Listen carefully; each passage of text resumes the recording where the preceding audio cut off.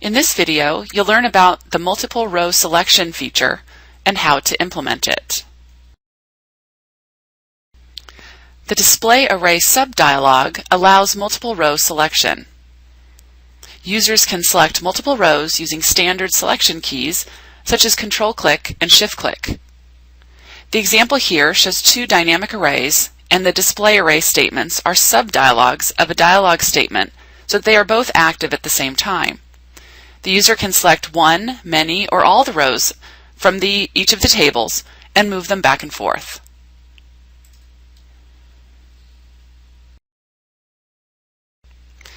When you use multiple row selection, you must distinguish between two concepts, row selection and the current row.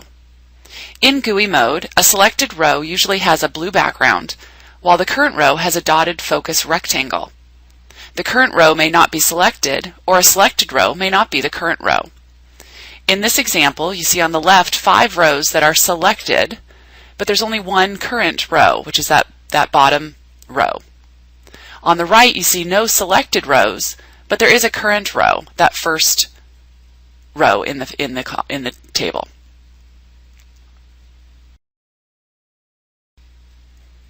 There are 3 dialog methods to assist you in implementing MRS.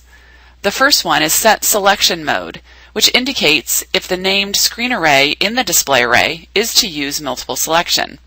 In the example here, we simply see the array name and the setting to true to indicate that both of these arrays should use multiple selection. The next method is isRowSelected. Dialog.isRowSelected queries to see if a row selection flag has been set. This code shows the isRowSelected method used within a for loop to check each row in the array.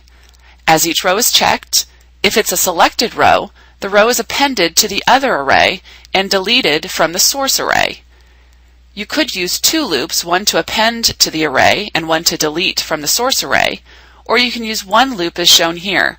But note here that you have to reduce the counter variable.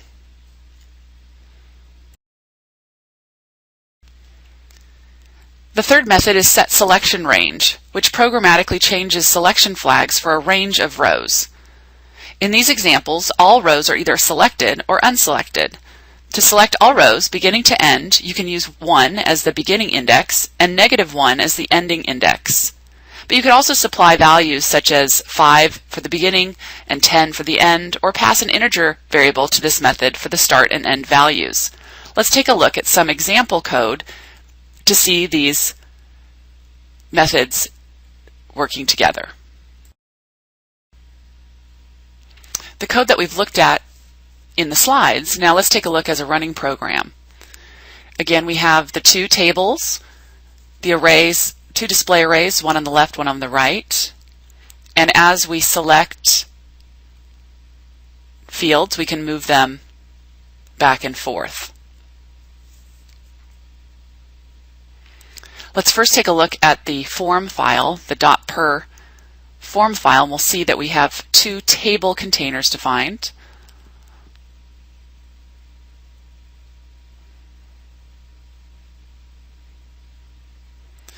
We've also set the table container to also include a double-click attribute, meaning the action that's going to be triggered if the user double-clicks on one of the rows.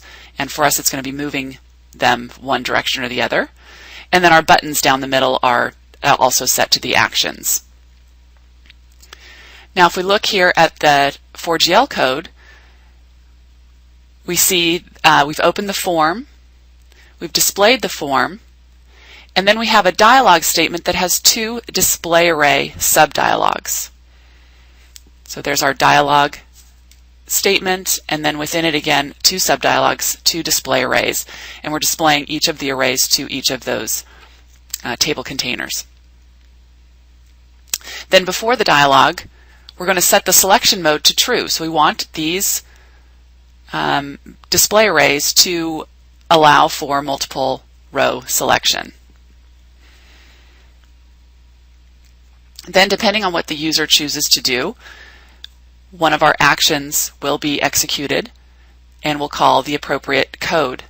The one we're going to look at here is a function called moveSelected. So if the user chooses to take fields from one side to the other, from one array to another, we're going to call the moveSelected function.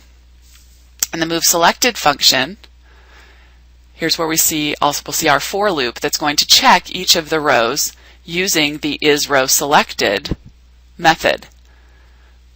So again, here's the code that we saw in the prior slide. We're going to check each of them, and if it is selected, we'll append it to the other array, and then we will delete it from the source array. The name and color settings there, we're just preserving the name, the text of the row, as well as the color settings of the row as it's moved from one side to the other, from one array to the other.